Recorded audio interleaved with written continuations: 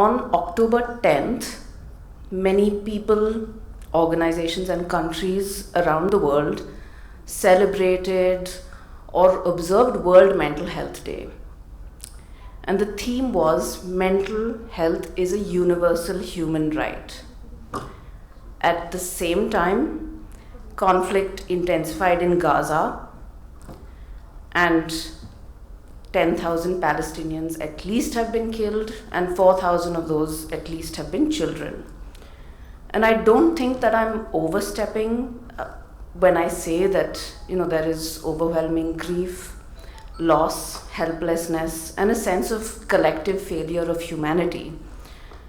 Yet, despite observing the idea that mental health is a universal human right, many of us in mental health have not taken steps to uphold that idea and have actually stayed silent about what is currently going on. And of course, I'm using Gaza as the most visibly stark example, but closer to home, similar events have played out, and being where we are today, we are even more complicit in the displacement and injustice. So even as we speak, things are happening in Manipur. Displacement happened in New Haryana quite recently, where migrant communities were displaced once again due to demolitions. And mental health has been silent there as well. Now, unfortunately, the field of mental health overall is quite badly equipped when it comes to deal with issues of refugees, forcibly displaced persons, including internally displaced persons, asylum seekers, migrants, etc. And that's simply because mainstream mental health tends to be individualized, biomedical, and no matter where you go, even in India, quite Eurocentric. Now, I'll give you an example. The idea of PTSD, or post-traumatic stress disorder. The mental health head of Palestine, Dr.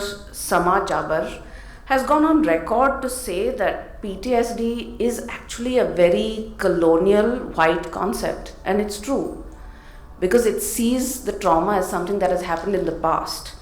It doesn't recognize the colonial aspect, it does not recognize the ongoing aspect, and it doesn't recognize the oppression. So that's what I mean when I say it's Eurocentric, and yet that's the terminology we use, that's the approach we take when we speak about refugees and people who may have migrated due to conflict. The other thing is, a lot of refugee and migrant communities and populations live in lower and middle income countries, and most of the world migration flows occur in low and middle income countries. But the research and the mental health understanding of these phenomena are concentrated in about 3 to 4 places: Australia, Western Europe, and the United States. And due to the way that systems and policies are set up in these countries, the way that mental health is then envisioned is 2 things: talk therapy and psychiatry, right? Now, even if I use that as a starting point, it leads me then to issues of access. Many people need help, we don't have enough professionals, these are the numbers, blah, blah, blah. But I'm actually not going to use any numbers to illustrate the issue right now. Why? It's because of what I said at the beginning. Names, not numbers. This was a famous documentary on the Holocaust. Names, not numbers is again a campaign that is running right now on Gaza. And similar to that, I'm going to reference what Rohit Vemula said. The value of a man was reduced to his immediate identity and nearest possibility, to a vote, to a number, to a thing. And despite the spatial and chronological distance between these 3 examples, there are very, very deep resonances and similarities in how these numbers or such approaches dehumanize, decontextualize, and that's what I'm going to focus on, and that's what mental health needs to do. If you scratch below the surface of mental health access and those numbers, most people will speak about, are services culturally aware? Are they available in different languages? Or will speak about stigma. Most refugees and migrants don't want to access because there's stigma around mental health. That's what is said out there. However, again, the idea of stigma is limited solely to mental illness as an individual or interpersonal phenomenon. But how do you speak of experiences of migrants, refugees, or displaced persons without referencing discrimination and structural stigma or structural violence? And I mean, again, just to give you an example, this was very clear during COVID. Xenophobia, scapegoating, discrimination, and of course, complete lack of protection or welfare. And who was this faced by? Informal sector, manual migrant labor, daily wage workers. And this demarcation is important because for the migrant who sat in a Bangalore IT office, they didn't face the same discrimination. And that's because we need to dig one layer deeper into context and look at the fault lines or factors which are historical. Caste, religion, ethnicity, sexuality, disability, these are experiences that are marked by this systemic and structural violence. And if we don't recognize these, we are not going to be able to engage adequately with the unique life stressors of queer trans migrants, Adivasi migrants, Dalit migrants, or Muslim migrants. And for those of us in mental health, it's very important that we take notice of these exclusions because they come before the journey of displacement, they come during the journey of displacement, and whatever happens after. Socioeconomic adversities that result in further and cascading marginalization, which compound economic injustice, labor injustice, and social injustice.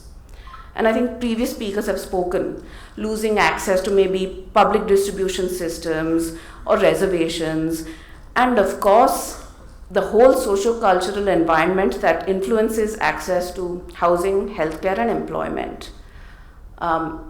This is why I ask, when so much of mental health is discussing mental health at work, what about the right to have safe working environments for migrant communities, for migrant workers, for construction workers?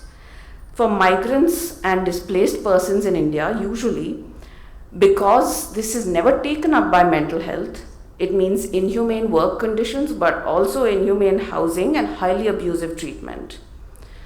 For example, cis women who may work in domestic settings are highly vulnerable to exploitation and abuse because they're isolated also in private homes. So, mental health work then must be informed by a justice and human rights based approach that safeguards regardless of legal or policy status. This means that the social determinants of mental health, which are food security, housing, safety, education, and employment, must be thought of alongside community capacity for access to mental health care through the provision of affirmative services and community-based referral pathways.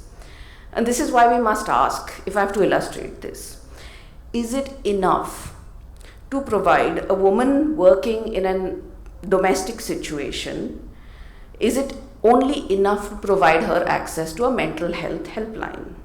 Would it have been enough for migrants walking thousands of kilometers home to speak to a therapist? Would it have been ethical to say that this is enough, that this is what mental health as a field is going to do? And this is why mental health must be viewed through a justice-oriented lens, especially when it comes to issues of refugees, migrants, and displaced persons. And part of that must be an aim to dismantle systems like settler colonialism. I'm going back to my Gaza example, but that's not the only one. Mental health practices, when we put them in motion, cannot disregard the collective impact of colonialism and oppression on mental health. And mental health must confront such suffering intersectionally and collectively and center context, resistance, compassion, and solidarity in its understanding. Now, doing this requires us to build an understanding of structures, of systems, and awareness of those in mental health or in the psychology disciplines. This also means that we must understand that our responsibilities extend beyond therapy rooms and simple service provisions. In fact, it is mental health practitioners, mental health research, or mental health systems that should provide psychoeducation to multiple stakeholders that hold power, whether it is neighborhoods, district governments, courts, educational institutions, or media. This also means that we need mental health to commit to a collective politics, allyship, and solidarity between movements of refugee rights, labor rights, anti-caste rights, LGBTQI rights. And I think if we truly have to take a psychosocial approach to supporting stress and distress of refugees, migrants, displaced persons, mental health cannot sidestep the need to address social, economic, and institutional exclusion that contributes to distress, which means that really widening our ambit beyond affirmative mental health services to affirmative mental health policy, as well as other linked services to demand freedom from violence, food insecurity, as well as better provisions of social safety nets, labor rights, LGBTQI rights, and human rights.